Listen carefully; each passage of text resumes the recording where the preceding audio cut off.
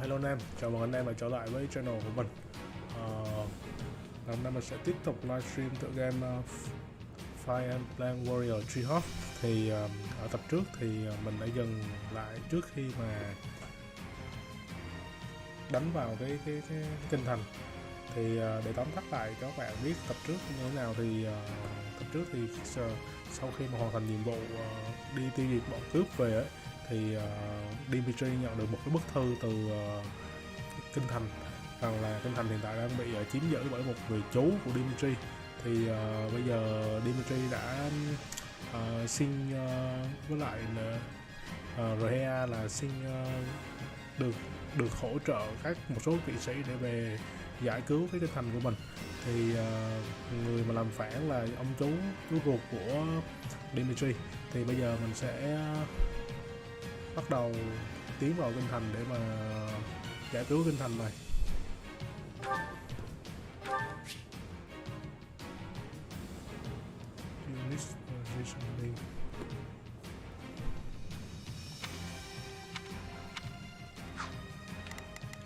Rồi, theo map này thì sẽ có 8 người ra trận, và trong đó mình sẽ điều khiển được 4 người thôi.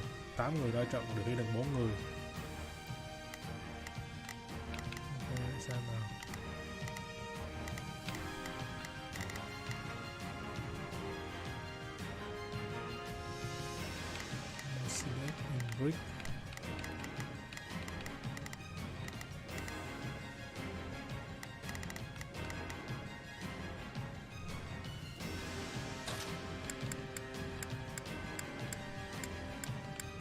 Hiện tại là ai ra trận được thì đều ra trận hết luôn rồi các bạn ạ. Bây giờ cái quan trọng là mình sẽ điều khiển những cái con mà nó mang tính chất là có thể thay đổi cục diện của trận đấu ấy.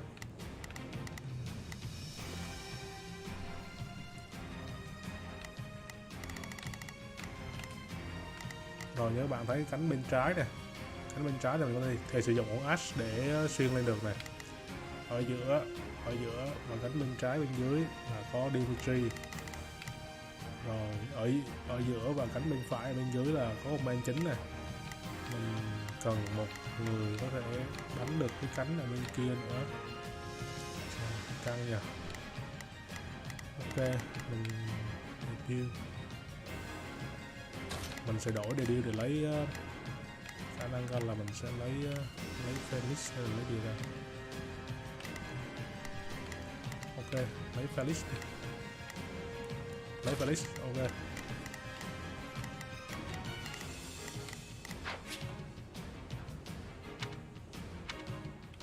Cái convoy menu này là nơi mà các bạn có thể thay đổi được cái vũ khí á, trang bị thêm vũ khí và các cái skill cũng như là các cái ability. Convoy.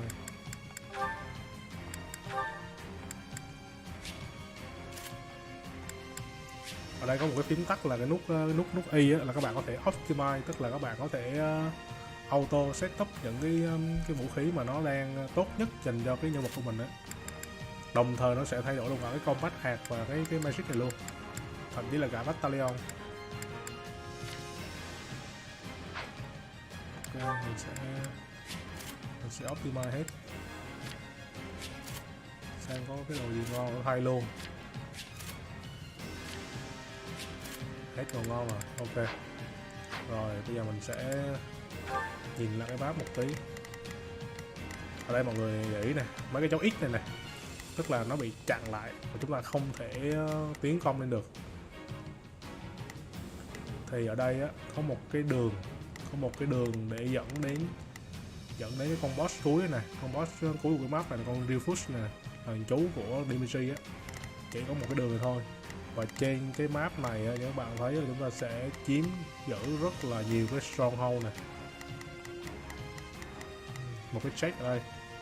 Check ở đây thì thằng Ash nó có thể chạy qua nó mở luôn. Vì thằng Ash là có thể mở check mà không cần chìa khóa. Và trên đường đi của ông Ash luôn. Đấy, nó sẽ quay nó mở luôn. Mình không cần phải dùng cái chìa khóa ở đây. Ok, map này cực kỳ hard. Mình sẽ cố gắng. 15 phút à. we feared. The soldiers are using the town. I'll do what I can. Trước mắt là đưa. À đúng rồi. I'll do what I can. Trước mắt là mình It's worth a shot. đưa thằng Felix xuống đây để chiếm cái stronghold này. Begin the operation. Tức là cái hình tròn á là các bạn nhập vai được, các bạn join vào được để các bạn điều khiển nó luôn. Còn những cái mà hình vuông mà hình vuông gì quên mất tiêu tên. Những cái hình vuông này á là các bạn không thể điều khiển được nhân vật mà các bạn chỉ order được nó thôi. Các bạn chỉ ra lệnh được cho nó thôi. Rồi. Ok. Hear you loud and clear. Xin vang. I'll make short work of this. Let's begin. Đi quát rồi I xin will vang. be your shield. Begin the Đi operation. quát. I have your back. Let's begin. It's time to move. Begin the operation. Our orders are clear. Let's begin. Rồi để cho xa quá, trước mắt như vậy đã. Shall we? Luôn. Let's give it a shot. I'll do my best. I'm a little nervous Đánh từng about bước this. một nha các bạn. We will proceed as Từng bước planned. một. We must strive to perform to the best of our ability. Ok, command chính mình sẽ điều khiển lên đây. Who's focus shields? Quốc. What cowards? And our first priority is to secure the people's safety. Boss rất là quan trọng các bạn. Wait. We'll start by eliminating guards on the capital perimeter. Commence the attack.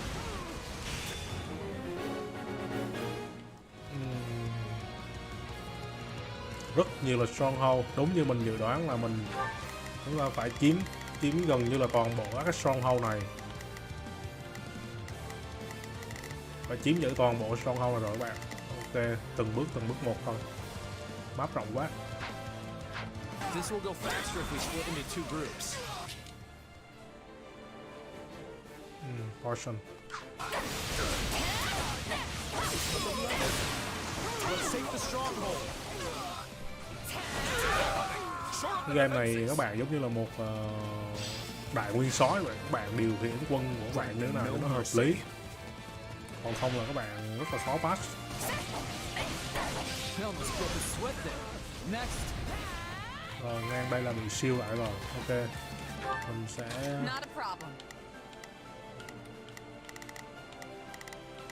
để command mình ở đây. Command mình ở đây.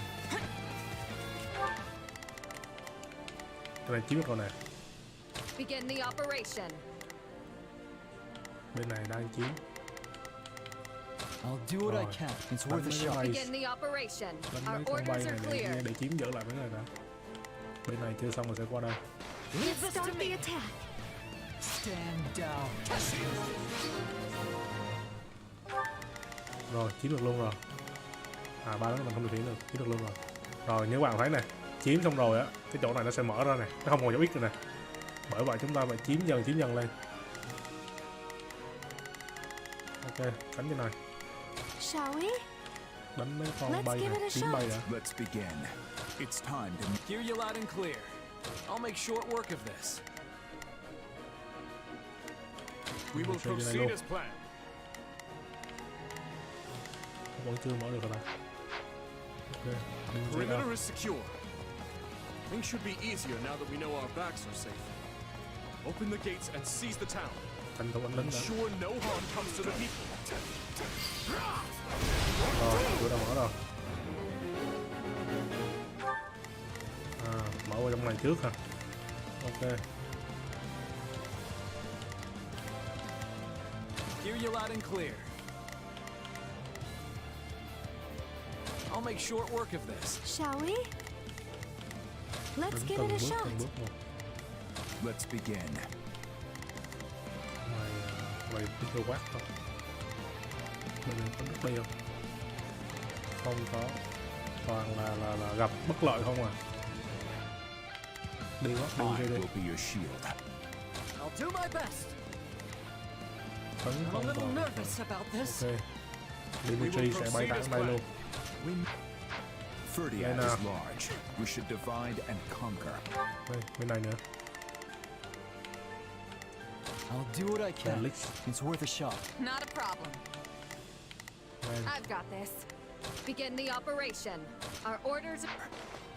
Hey, aren't the front gates still closed off? We should probably open them up so we can get reinforcements in here, yeah? A fine idea. And if things go awry, we might need another way out.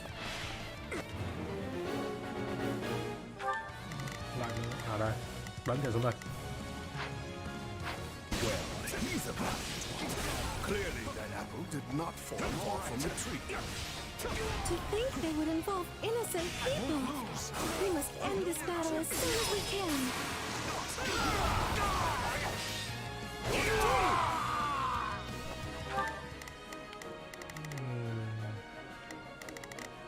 Chiếm được rồi.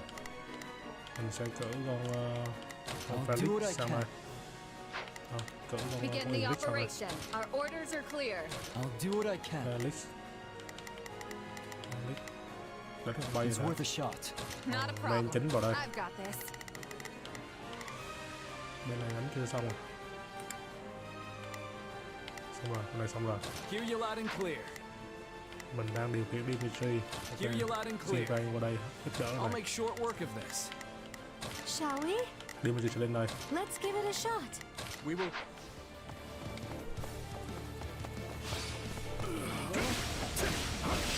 Trên đường đây các bạn cố gắng dọn dẹp được lính chừng nào hay chừng đấy nha các bạn.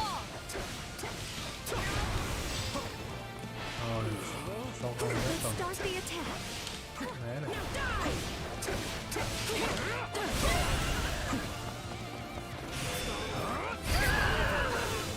Một phát chết luôn.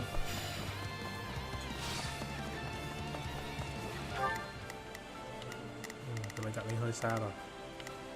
Quay ngược lại. Cố gắng follow theo đồng đội các bạn. Xin về một ít xong rồi. This really the best. Xin về ơi. Ok. Hear you Xuống loud đây and luôn. clear.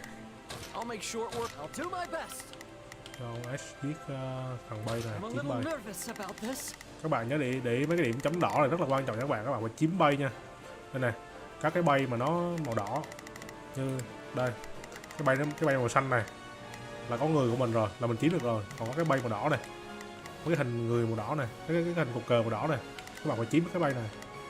Việc chiếm bay là các bạn sẽ có quân của mình ở đó, nó có lợi thế rất là lớn. Ví dụ như là có những cái side mission đó, khi mà ví dụ như là mình giải cứu hay gì đó đi, trên đường đi á mà có lính của mình sẵn rồi á, là nó là cái con mission của mình nó sẽ đi thẳng một mạch luôn, nó không phải dừng lại để chiến đấu, đỡ mất thời gian, đỡ check time đó. Và chiếm các cái son hole, chiếm các cái base á là nó sẽ hồi máu cho các bạn nữa, nó hồi lại cái độ bền của vũ khí, nó rất là nhiều cái lợi ích, nên là các bạn đừng bỏ qua những cái điểm chấm đỏ này. The officers of Ether can offer. Đây, bay nè.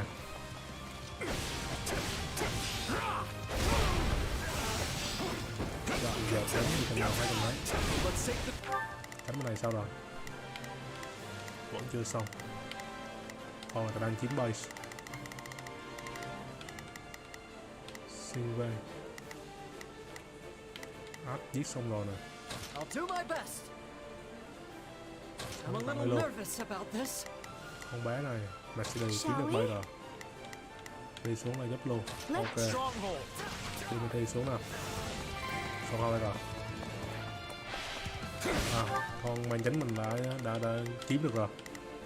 Not a Tấn problem. công tiếp tục. Chiếm bay trước I've đã. got this. I'll do what I can. Chỗ nào mà cấn mấy thằng tinh anh á thì các bạn cứ giết tinh anh trước, còn chỗ nào mà không cấn tinh anh trên đường đi á thì các bạn giết base.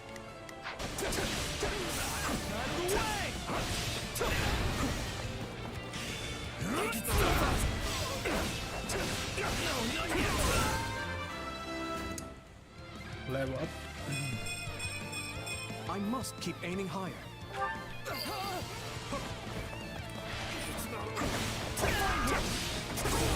That was close. I'm all right.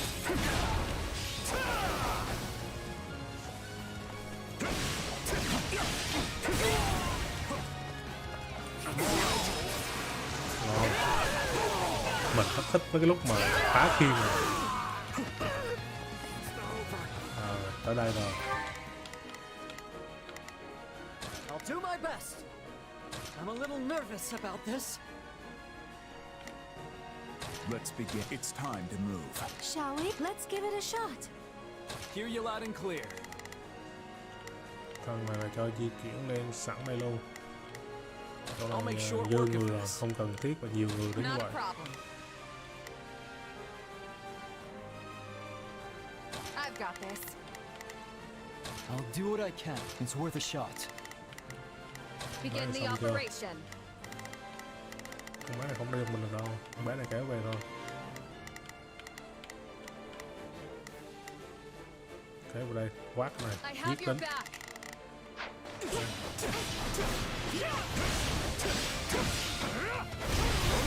Grant them no mercy. Let's start the attack.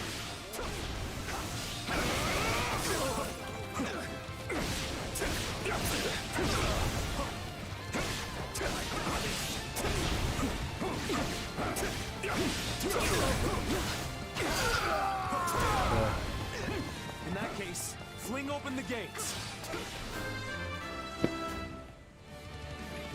Gotta keep aiming high. Sorry, Your Honor.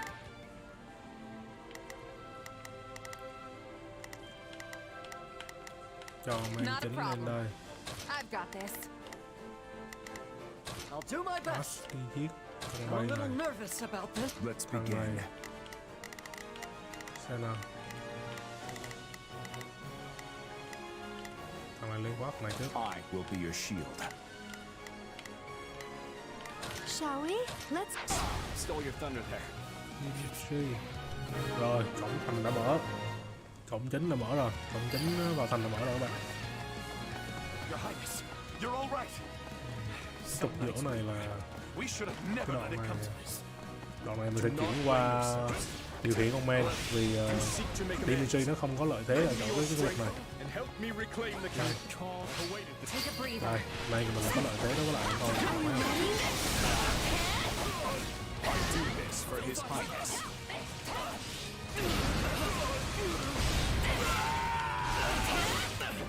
Ok, xong. Nguyên cái trục này là men mình có lợi thế luôn. Mình sẽ điều khiển men luôn. Vẫn đang bị chặn à, chưa lên được. Cứng như nào ta? À, trên này hả?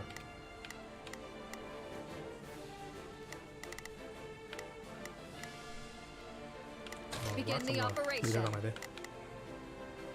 I have your back. Bây giờ mình sẽ đổi qua thằng Felix. Đồng thời là mình sẽ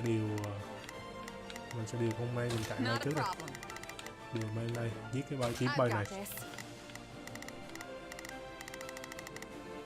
Ok, chuyển Felix. Leave this to stand down. I'll show you no mercy.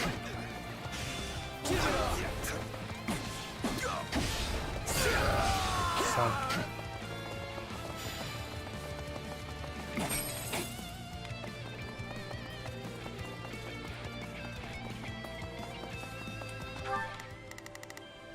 Ngoài đâu đây?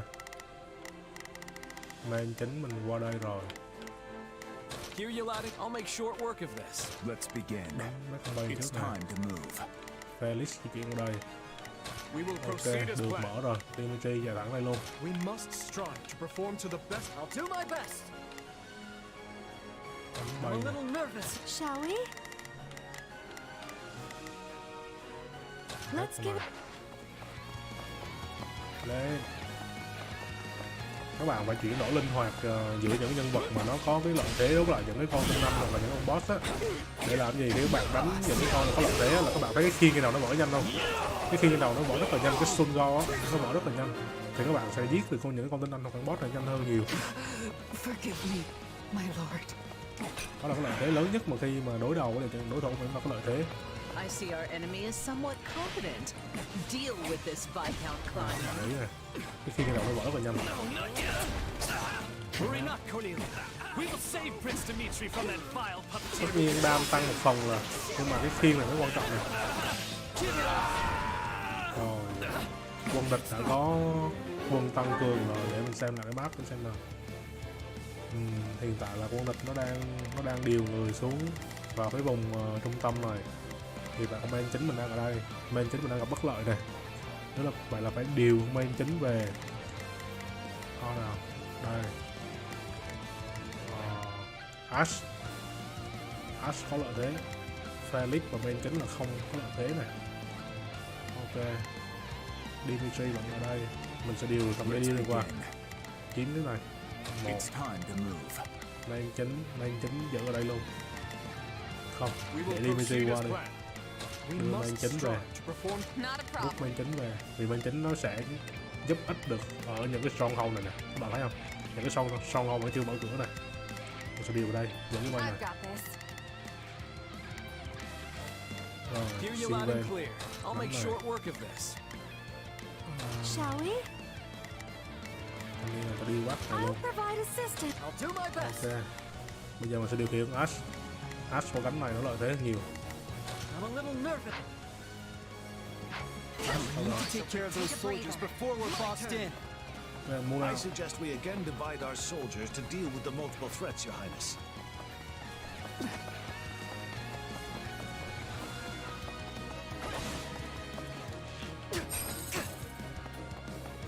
Rồi, main chính là rút về.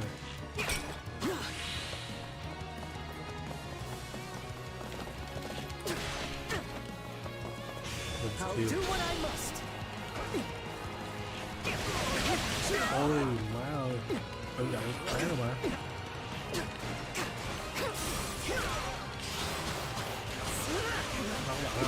Bắn không đam bao nhiêu hết trơn á, nhưng mà cái khiên ở trên đầu này nó quan trọng nè. Đó, nó bỏ khiên rất là nhanh.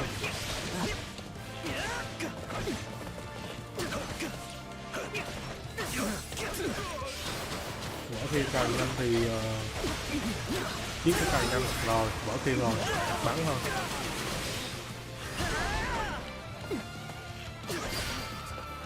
Xong. Please, Your Highness, you must see reason. We are only doing our duty. Take him into custody. I have a lot of questions for him. At once, Your Highness.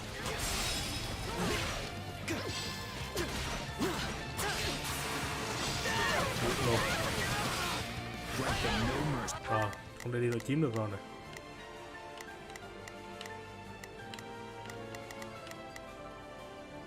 We will proceed as planned. We must strive to perform to the best of our ability.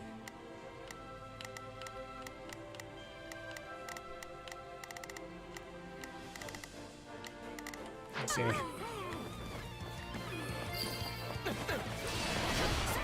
This is just sad. Can we please hurry and get this battle over with? Let us crush their defenses. Hội đồng nó luôn. I think I'm improving.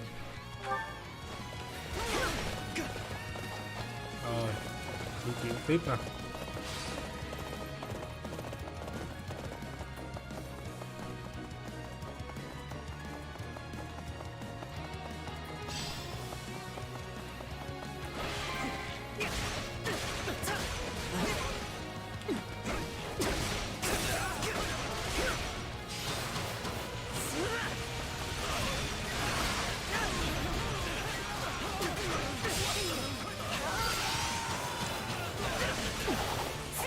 Đi vòng rồi lấy cái check này. Check rồi.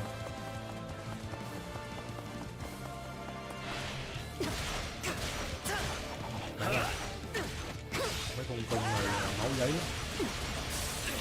Cố gắng né skill. Phá khi rất là nhanh luôn các bạn. Một con đôi việc luôn. Rồi, còn quân gặp nhau ở đây rồi.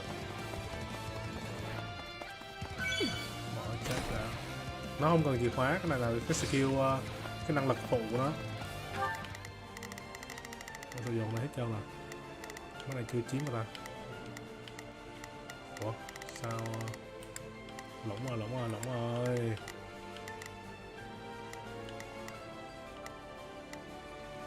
Brawler. Not a problem. Brawler là phải đưa cung về. Thì bọn Ash nó đặt bận cái này rồi. Roller là đưa cung. I'll do my best. Đưa Felix về. I'll do what I can. Đưa Felix về đây. It's worth a shot. Giữ thêm một con phụ để mà Begin kiếm the cái bay nữa. operation. Bay này phải kiếm lại này. Kiếm này. Kiếm bay lại này. Our orders are clear. Rồi. Cánh này bỏ tiếp tục đi lên luôn.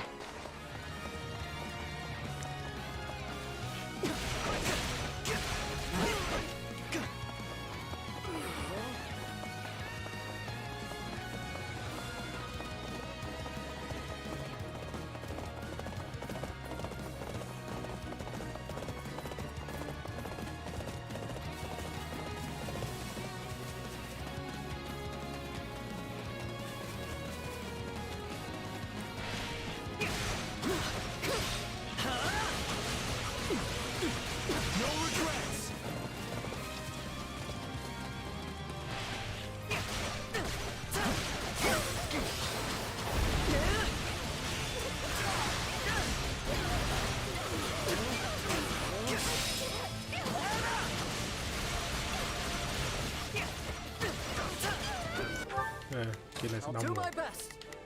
Mình sẽ chuyển qua con Felix. My turn.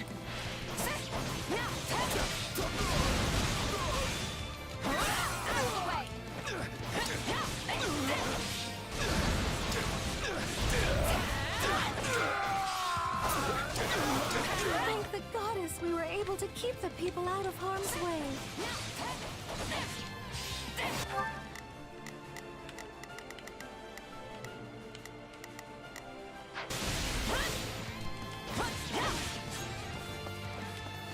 Cổng này chưa mở nè.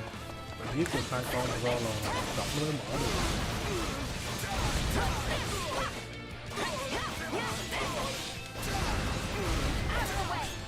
Cái thằng này một tay nhanh rồi.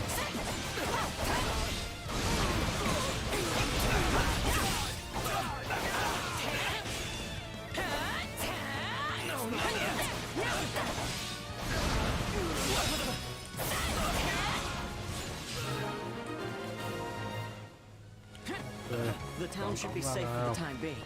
Let's press on to the castle. How do we breach the castle with the drawbridges up?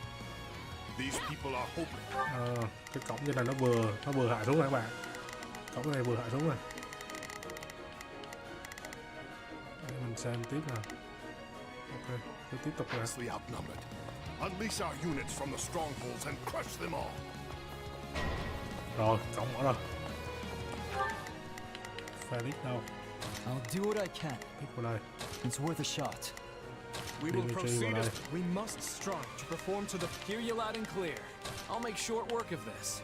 Shall we? Let's give it a shot. Let's begin. It's time to move. I'll do my best. Vào đây luôn. I'm a little nervous. This could be our chance. There are controls by the castle gates that lower the drawbridges. We can do so from within the strongholds.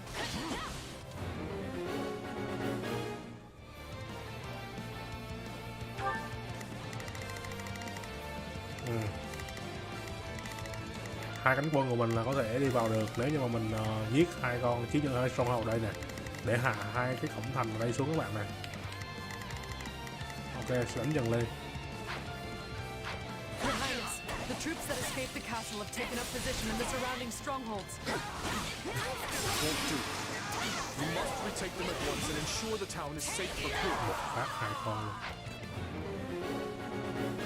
If you're here to rescue us, give us the honor of joining you in battle.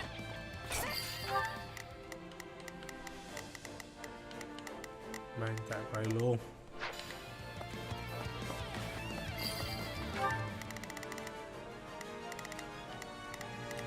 I'll do my best. I'm a little nervous about this. Lên phục này đi mấy đứa ơi.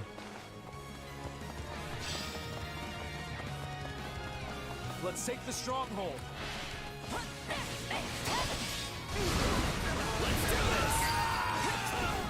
Ok luôn.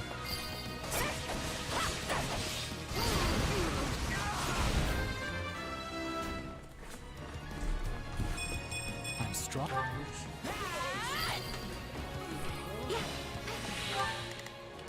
một đứa này nữa. This Đây area is rồi, secure. giết nó. Not a moment too soon, it seems.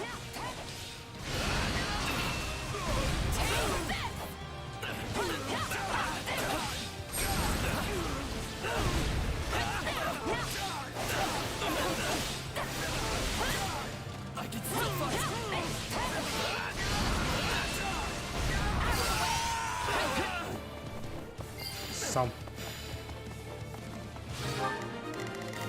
Tiếp theo. Rồi, đây rồi. Càng gần tới con boss rồi các bạn.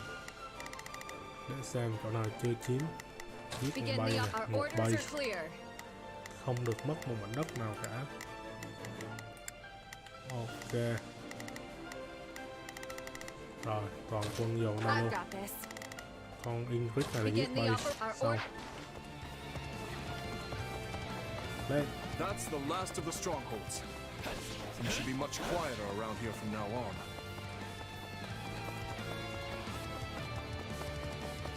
Mình để dành cái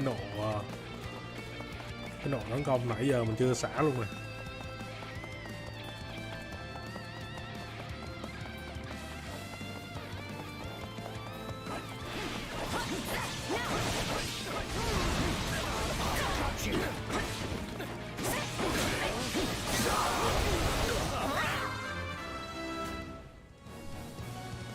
Gotta keep aim.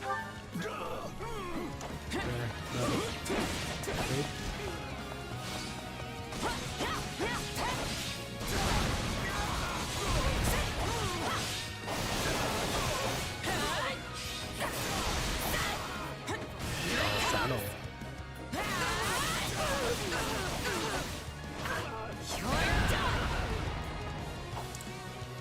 Nhanh ngọt lẹ luôn.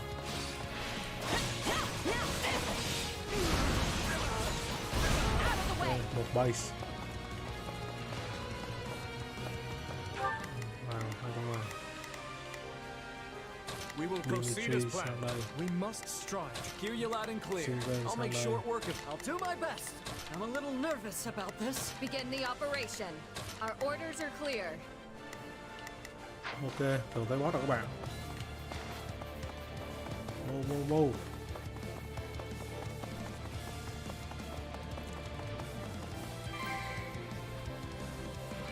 And of course, the main entrance is blocked.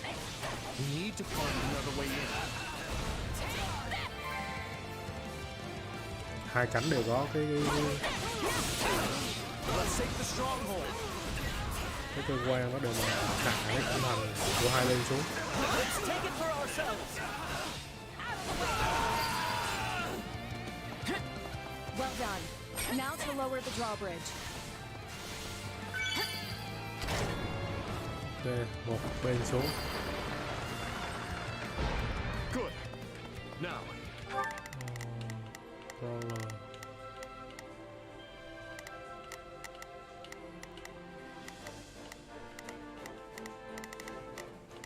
Not a problem. Đưa mang qua đây.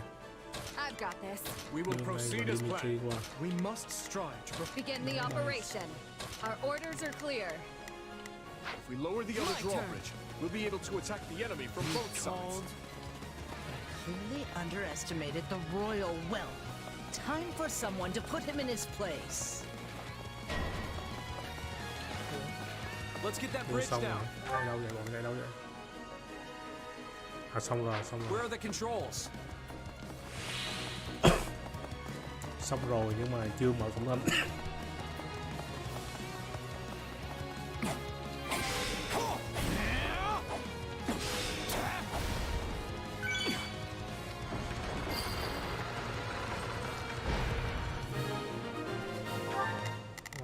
Bọn này đang xuống chiếm lại chỗ này nè.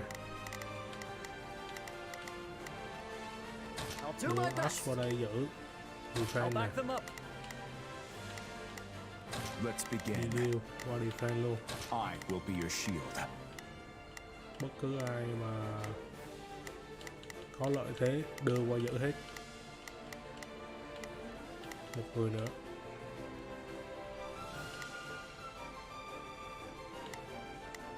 Begin the Ingrid qua luôn. operation. I Ba have your thằng back. tốt được rồi. Còn lại mua lên đây. I'll do what I can. Ông thần Felix này thì qua cái này đi. It's worth a shot. Bắn lại những con kia. Ok, thế mình sẽ dùng con ok, để Ash mình lên này đây. Ash lên này. I'm a little nervous about this. Shall we? Con này đánh cái con base. Let's give it a... Rồi, bây giờ mình sẽ điều khiển Ash. Take a breath. Ash đâu? We have access to both the Quay ngược east lại cơ. and west bridges. It's time to breach the capital, corner the traitors, and strike them down.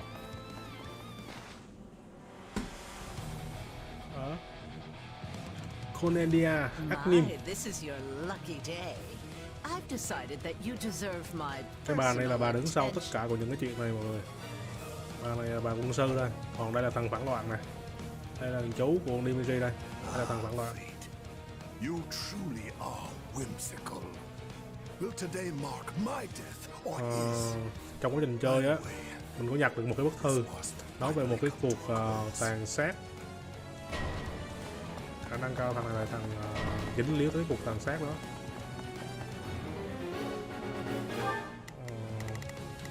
Con nào đây à? Như vậy thì đang xem nào. Ok, base mình đang chiếm nhiều rồi, bây giờ cũng không cần thiết lắm. Ok, nhả bay nó luôn à? Nhả không ta? Nhả luôn, dồn hết quân giết này luôn. Dimitri đâu? Ok, dồn hết quân giết này luôn. I'm a little Dồn nervous giết about luôn. this. May đâu rồi? May dưới này thì mình sẽ dùng con Felix tạm ra giết con này. Ok, không cần giữ luôn các bạn. Stand Chạy down. qua luôn. Mùa chính giờ nó đã ra rồi. Đường đi đâu ra? Giết con này luôn.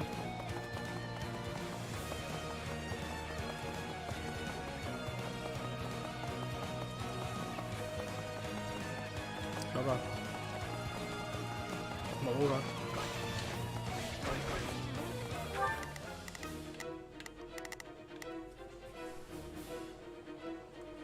Rồi, hiểu luôn.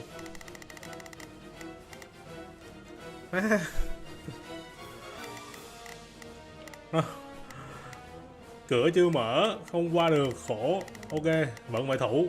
Shall we? Vận ngoại thủ. I'll provide us... Let's begin. I will be your Hear you loud and clear. Leave the backup to me. Vận ngoại thủ nha. Còn bây giờ muốn qua đây á thì phải chạy đường vòng rồi nè. May quá con men mình đang ở dưới này tụi ấy. Men đâu rồi? Men đang ở đây. Ôi, chạy qua hơi xa đó. Ok. Điều khiển men qua giết con kia.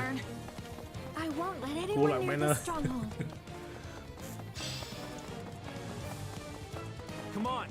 We have to defend it. Nhiệm vụ là phải giết cả hai con nha mọi người. Giờ man chịu khó chạy qua đây giết con kia. Nhặt nộ tí lên xả cho nhanh.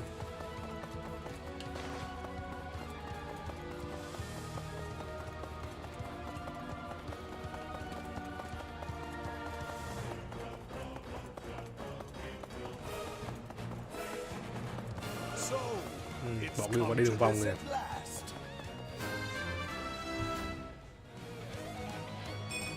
I think well, Dimitri, if you want my head, then come claim it. I intend to, Uncle.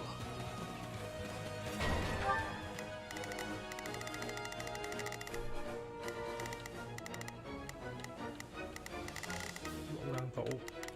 Không được. Begin the Đánh từ thôi, operation. không được. Our orders are clear. Không được rồi các bạn, đánh từ các bạn ơi, đánh như do là my chết best. rồi. I'm a little nervous about... We will Okay, proceed as planned. từ. We must strive to perform to the best of our ability. Đứng này là đưa đầu vào chỗ chết hết. I'll do what I can. It's worth a shot. Man solo thì được. Ngồi đóng này lui về. Our pride as knights. We will defend our liege to the last.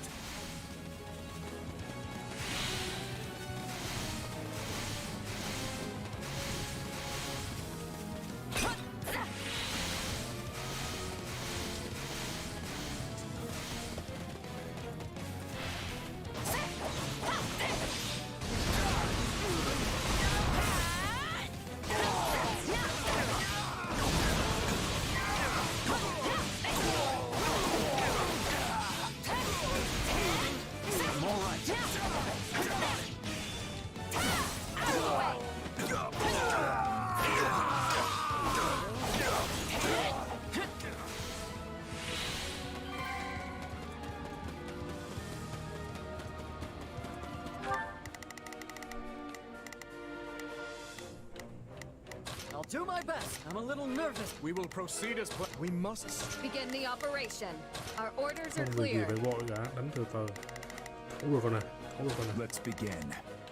Thấu được rồi thì đi lên này, It's time kiếm to từ move. cái base một Shall we? thôi. Đánh vậy mới chắc được. Let's give it a shot. Let's begin. I will be your shield. Hear you loud and clear.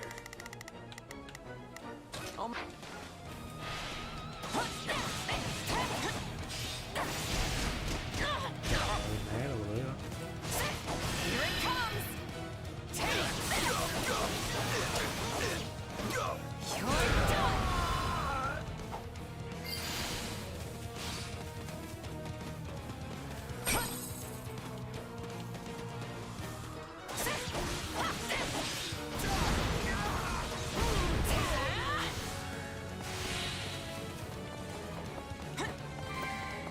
Đây rồi, biến hình cho nó luôn. Oh, why the long faces? Does our hospitality displease you so? Oh my, what fascinating power you possess. Sure is. But if you think I need it to beat you, think again. Oh, you poor dears. I've never seen so many deluded fools in one place. Now that's more like it. It wouldn't feel like a real fight if I simply tore you limb from limb right out of the gate. Don't let up. Rồi, xong rồi cho.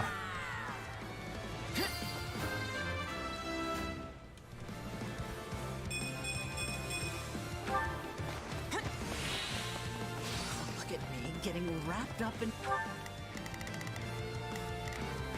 Rồi, ở đây cả rồi. I've got this. Order toàn bộ ở đây. Shall Con we? này đánh bay. Let's give it a shot. Not a problem. Nên đánh bay luôn. I've got this. My Đổ qua fun DMC again. chơi. But sadly, I must bid you farewell. Here it comes! Gì vậy? You're done! À. Hít nổ thức tỉnh là nó She's slippery. long hope for a day we might finally see eye to eye. Foolish child.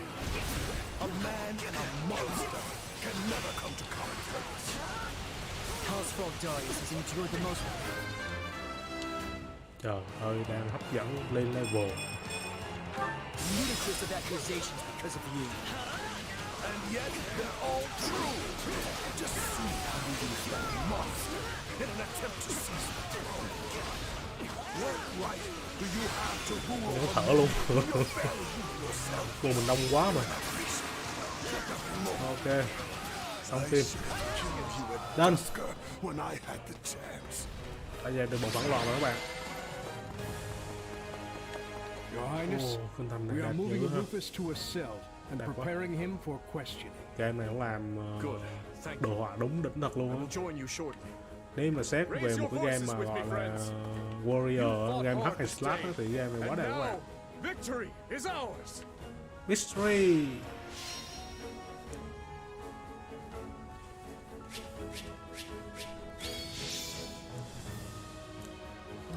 Được loại A thôi. Họ đã cố gắng hết sức rồi. Gotta keep. I think. Gotta remember.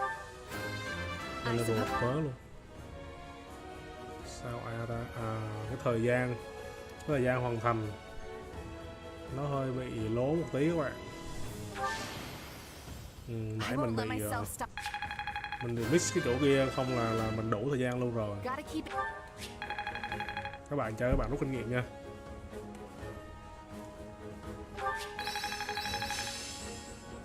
Dimitri Masteric, Ask cũng Masteric luôn. How can I best? I could use that. Rồi mình hiểu rồi, đủ 3 sao là có thể lên được class mới các bạn. Bây giờ mình mới hiểu cái sao là cái gì. Đủ 3 sao á, là master của cái class đó là các bạn có thể up được lên một cái class mới, nếu mình đoán không nhầm là như vậy. Mình nó để giữ mastery đó rồi là mình hiểu rồi. Đồ quá trời đồ này. Siêu.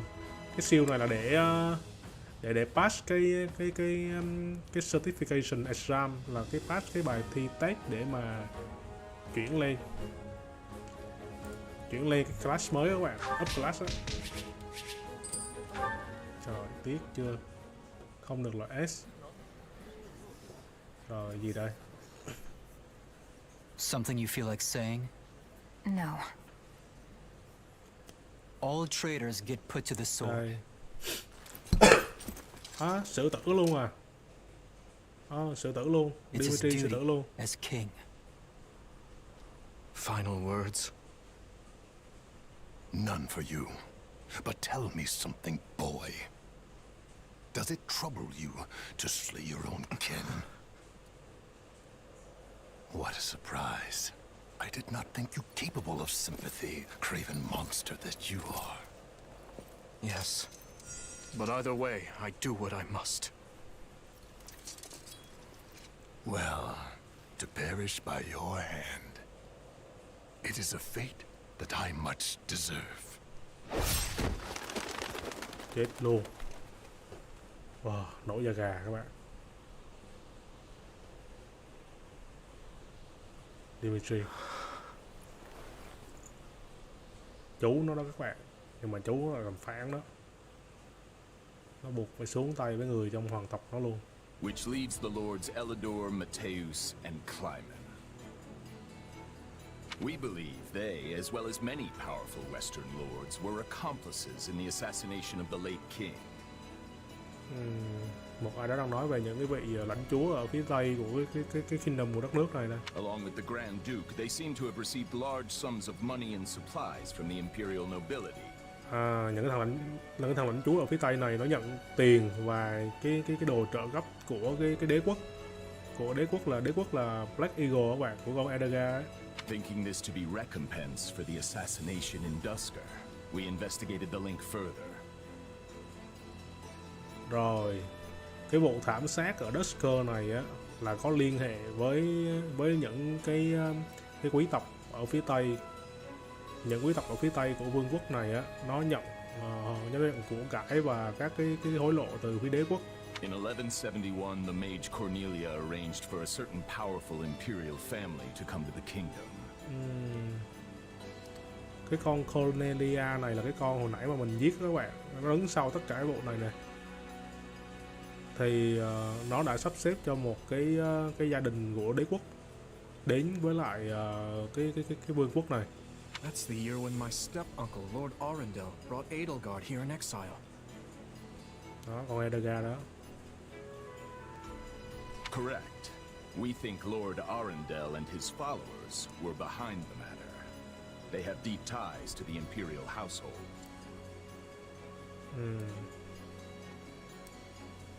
Lord Arundel có liên quan rất chặt chẽ với lại cái gia đình đế quốc. You're a clever man, Margrave Gautier. Margrave Gautier là Thank you, Your Margrave Gautier. If we continue wringing information out of them at this pace, we'll soon have a clear picture of what transpired. Nếu như mà tiếp tục trade theo cái hướng này á, tiếp tục track theo cái hướng này thì sẽ sớm có một bức tranh rõ ràng hơn về cái việc này. My uncle's attendants must also confess to the slaughter in Dusker. Ông chú thằng này là ông vừa bị chém đầu á, là người đứng sau cái cuộc thảm sát ở cái Dusker này. Now that things have come this far, we can't expect the Western lords to stay silent. Có thể là bọn lãnh chúa ở phía tây nó đang có một cái gì đó sẽ gây ảnh hưởng tới đất nước We này. need a way to keep them far from power. Oh, there are always ways, provided you're willing to keep all your options open.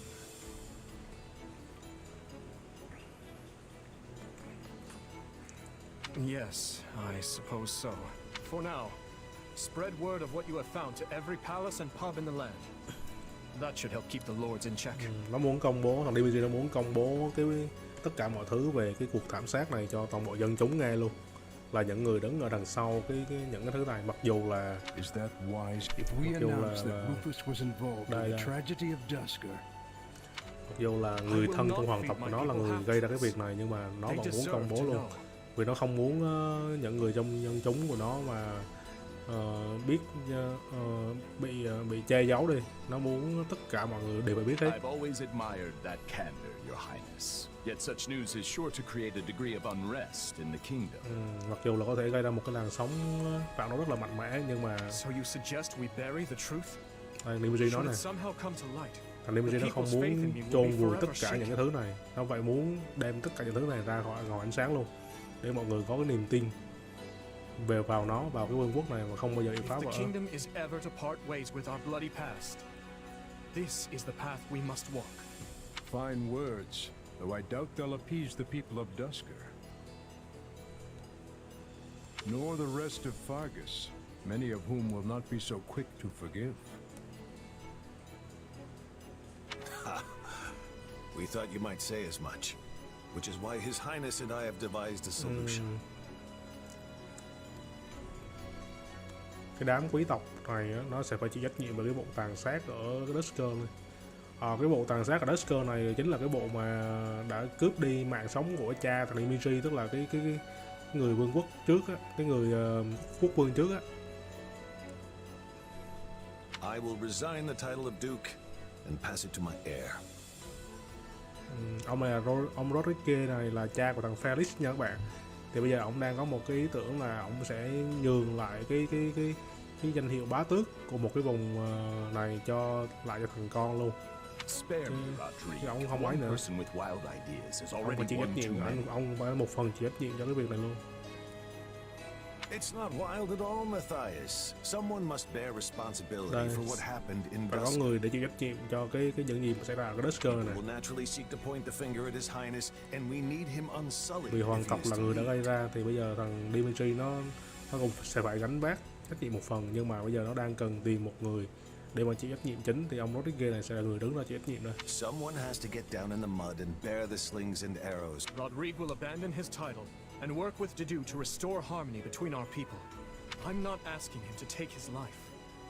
Rather, he offered to spend it to set the... In that case, we've only to deal with the issue of the throne. I believe we should move forward. I agree. My time at the Officers' Academy was a valuable experience. Obviously, Felix won't be able to return either. Have him... I've already had a word and told him what must be done. Yes, I have. As for you, Gustav, you'll also be staying here in the kingdom. But I abandoned my homeland. There can be no place for me in Fargus. Cái ông này hồi xưa ông rời bỏ khỏi vương quốc này, ông đến nhà thờ để làm kỵ sĩ ở nhà thờ, nhưng bây giờ thằng Dimitri ra lệnh cho ông này ở lại luôn. I will make a place for you. I need your help. Bây giờ nó đang cần sự trợ giúp của ông này sẽ ở lại. It would be my great đồng ý rồi. Send word to the church and the lords.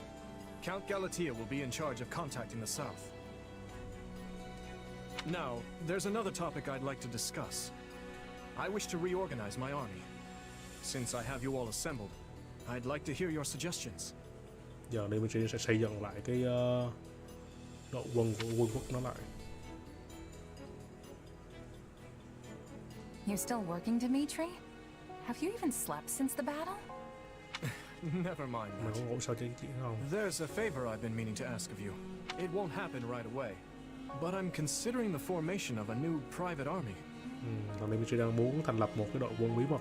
I need someone to captain them, and I was nó sẽ hoping. giao cho con Ben And chính what mình does the làm leader of the kingdom need with a private army? làm leader của cái đống này. I fear my uncle may have rubbed off on too many of my knights. Vì thằng Dimitri nó đang sợ là những cái quân đội hiện tại của nó là có những người mà có nhận hối lộ của ông chú nó thì sẽ gây nguy hiểm cho nó, nên là nó sẽ thành lập một cái đội quân bí mật riêng mới hoàn toàn. I'm looking into a complete reorganization of these next several years will be an age of civil war. Nói chuyện đó rằng là trong những năm tới thì sẽ có một cái trận chiến, trận nội chiến, civil war, trận nội chiến. Well, that does sound interesting. Still, because this will be an army of commoners, not knights and nobles. Lý do mà thằng Dimitri chọn con này là vì con này chỉ là một người bình thường thôi, nó không phải là kỵ sĩ hoặc là quý tộc. Vì cái giới quý tộc á hiện tại nó đang bị lũng đoạn rất là ghê gớm và Dimitri nó không thể tin tưởng bất kỳ một ai hết. Và đồng thời là cái con main chính của mình nó là một cái lính thuê thì nó sẽ gần gũi và thân thiết hơn với lại mọi người. Allow me to be clear. This is not an order. If you'd rather return to the academy, you're free to do so. Bé này ở lại nè. Are you kidding? I'm in. Thank you, Dimitri. Ok, nó đã ở lại rồi. Having put down Rufus's revolt and ended his uncle's life, Dimitri draws closer to the truth regarding the tragedy of Duscur, and also begins the process of ascending the throne. All the while, the Adrestian Empire deals with a fierce power struggle in its capital, Anbar, while the Leicester Alliance finds themselves pitted against an invading Almiran horde. Thằng Dimitri nó sẽ đăng quang, nó sẽ đăng cơ. Realizing the troubles of Fodlan will fall squarely on her young students' shoulders, Archbishop Rhea closes the Officers' Academy and permits her charges to return home.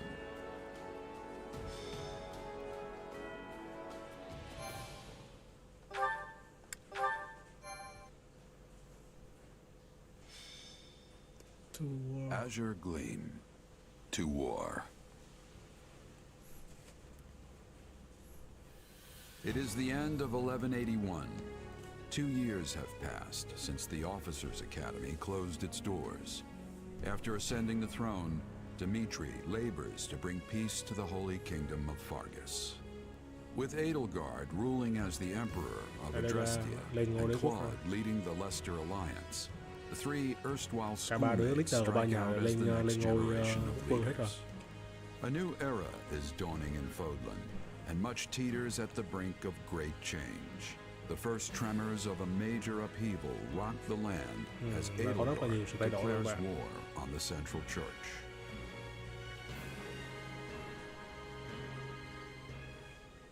Còn Edelgard thì đã bắt đầu đưa quân để đánh cái nhà thờ rồi đó.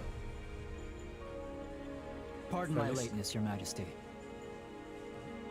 You needn't worry, Felix. I know your duties are many. This is about the Empire's declaration of war against the Central Church, yes? Đây, đế quốc này nó đã gây tuyên chiến với lại cái nhà thờ rồi. Cái nhà thờ là nơi mà bọn em từng đi học thời trẻ nè, 2 năm trước này. As you're aware, we have already begun accepting refugees from Garrett, but a few days ago, I received a confidential request from Seteth, asking us to protect the higher-ranking members of the church. Rồi, và cái ông Seteth này là thân cận của bà Lady Rhea nè, là đã gửi một cái bức thư để nhờ thằng Dimitri này tìm một cái lối thoát và cho những cái người ở nhà thờ này được ẩn trú ở lại vương quốc này. Of course, we'd only meet this eventuality were Garrett mocked to fall. As it stands, we find ourselves quite literally stuck between the Empire and the Church. Nó đang bị lấn cấn giữa việc đối đầu với đế quốc và bảo vệ nhà thờ. If I might, Your Majesty, troubling as it may be, I believe it prudent for us to reject this proposal from the Church outright. Cái thằng này thì lại khuyên thằng Dimitri là reject cái này đi, từ chối cái việc giúp đỡ nhà thờ đi.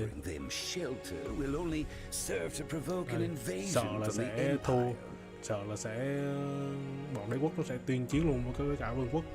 This matter of the southern church concerns me as well, but I believe we have more important Con matters to Adaga be đang muốn fussing xây dựng over một at cái the nhà thờ moment. ở cái vương quốc của nó luôn, ở cái đế quốc của nó luôn, chứ không nhất thiết là phải có cái nhà thờ đó ở trung tâm nữa. Your counsel is much appreciated, Viscount Elidor, but I assure you, things are not. The mandate granted to the King of Fargus and all the lords who serve under him is given legitimacy only by the grace of the Church. Are we to renounce the very heart of this kingdom simply because we shudder at the thought of invasion? Trong lịch sử thì có rất nhiều quý tộc và hiệp sĩ là được đào tạo bởi cái nhà thờ đó, thì không lẽ bây giờ là chỉ vì cái sợ một cái cuộc xâm lăng từ phía đế quốc mà không giúp đỡ bảo vệ nhà thờ? Đây là cái ý kiến của ông đó.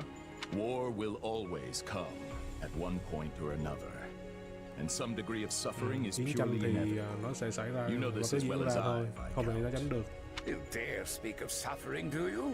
When the blaze of war will not scorch your lands in the north as it does Cái ông đó ours. thì ông ở phía bắc, còn cái cuộc chiến thì nó ở phía tây, thì ông này ông mới kêu với ông kia là mày ở phía bắc mày sợ cái gì, bây giờ nó đánh ở phía tây mà. I would normally agree that those of us from the northern territory should hold less sway in this discussion. Thằng Felix nãy vào liền này. But if Garrick Mach were to fall, the war front would not halt in the west. Đúng rồi, nếu mà cái nhà thờ này bị phá vỡ đi thì chiến tranh nó sẽ không chỉ dừng ở phía tây Your đâu. Majesty, what of House Rowe or Galatea, or the others in the south? Nhà Rowe và Galatea. Not a word from Count Rowe as it stands. But I did receive a missive from Count. It read, "My people are not fools enough to rejoice in the surrender of their territories to invaders. There is no morality in turning our backs on the institution at the very foundation of our lives." Rồi, We thằng must DMZ đã quyết định support rồi, the church phải as support, they have phải hỗ trợ supported cái nhà us. thờ. Nhưng mà họ như cách họ đã hỗ trợ Your mình. Majesty, we owe a great debt to the Central Church for their role in quelling the uprising 2 years ago. Đúng, cuộc nổi dậy 2 năm trước là nhà thờ đã giúp đỡ rất là nhiều rồi. Phải trả cái món nợ này. To not repay such generosity in kind would risk weakening the trust of your vassals. Đúng, không thể làm suy giảm cái uy tín và trách nhiệm của thằng này được, của vương And quốc if này. that happens, we might find ourselves right. They lack the crest of Blathid, but there's no small number of nobles who might crawl out of the woodwork claiming royal blood. Thằng Felix thì đang sợ bọn quý tộc nó sẽ phản đối. The kingdom's already seen the turmoil and division such claimants can bring after the death of King Klaus. But Duke Fraldarius, surely we are better served attempting to head off the very real and imminent war at hand instead of debate. I don't want my people to suffer the pain of conflict. But does anyone here really think the Empire will simply stop if we appease their every demand? Tụi bay có nghĩ là đế quốc nó sẽ dừng lại nếu như mình đáp ứng cái yêu cầu của bên phía đế quốc hay không? Suppose we do let the Empire take the Archbishop. And suppose we accept this new Southern Church. I imagine the Empire plans to install the Bishop of the Southern Church, Count Varley, in Lady Rhea's place. I fear I've heard nothing good concerning either the man himself or they purport to be an arm of the Church of Seros. The Southern Church is nothing more than a mouthpiece for the Empire at large. Cái con Edgar này nó muốn lập thêm một cái nhà thờ ở phía nam á, ở vương quốc của nó á, để mà nó huấn luyện và đào tạo cho cái vương quốc của nó thôi. In other words, rejecting the central church in favor of this new southern one would be no different from flat out it's hard to say just how they would treat our kingdom were such events to, though I imagine it would involve heavy taxation for the express purpose of bleeding Fargus dry and filling the imperial coffers. Đế quốc nó sẽ càn quét tất cả mọi thứ và nó sẽ áp đặt cái luật lệ rất là hạt vào những cái vương quốc chư hầu của nó. Do you have something to add, Duke Fraldarius? Not really, no. I was just wondering how long we were planning to continue. The question's simple. Do we hand over our kingdom and subject ourselves to imperial rule or not?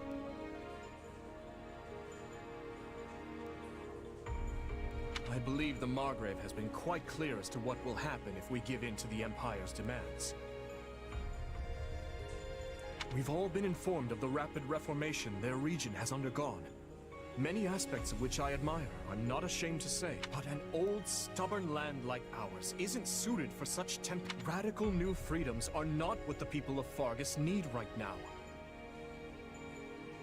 They need stability, steady improvement in their daily lives, and real, lasting change can only come cái mà from a vương quốc bây solid giờ nó đang foundation. cần đó là một cái sự phát triển bền vững, cải thiện dần dần cái đời sống.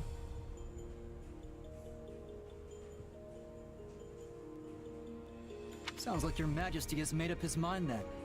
Just say the word. The Holy Kingdom of Fargus will hereby offer asylum to the Ok, Church thành of Liêu đã quyết định Ceres. rồi. Là sẽ Sharpen your blades and prepare for the giúp battles đỡ nhà ahead. thờ. Mai kiếm đi và chuẩn bị cho trận chiến. Gustav, Dedu, make to ride at once. Our intentions must be not only to the Church and the Empire, but to Count Rowe as well, and all the other lords who failed to answer my summons. Rồi, những cái bá tước, những lãnh chúa vùng khác không trả lời cái không phản hồi về việc cái triệu, không đồng ý về việc triệu tập đội quân đội của thằng Dimitri là sẽ bị xử lý. Hey, did you hear?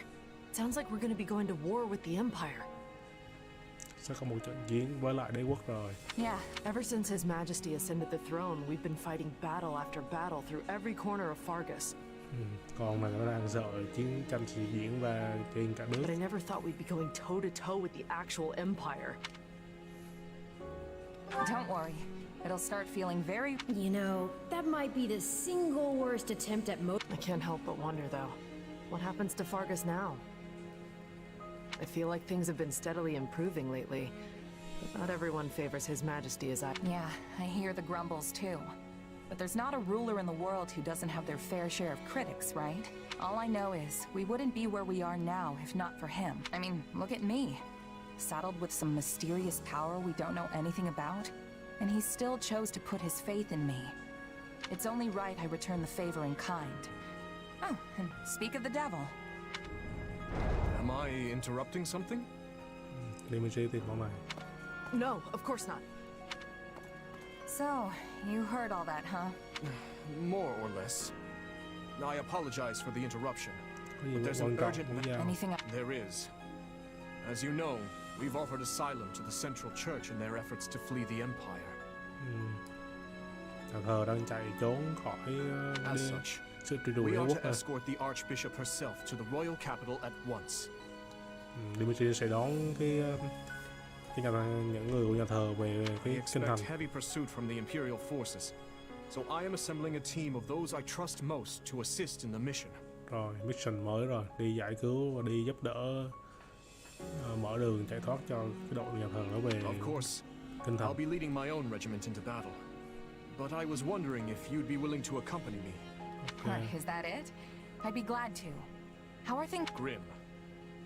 Neither the Knights of Ceros nor the monastery ramparts are capable of holding off the Empire. I dare say we have precious little time to waste. Ok, chuẩn bị thôi.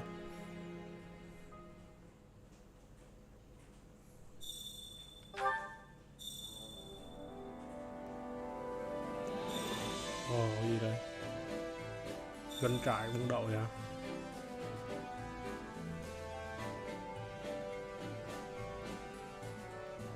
Hả?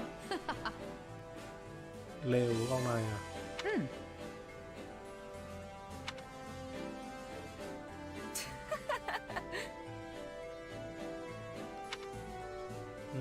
Đây là doanh trại quân đội các bạn.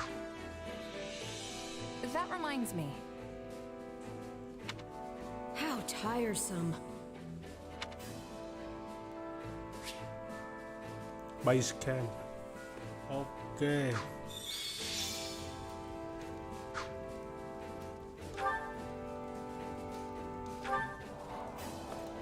Wow.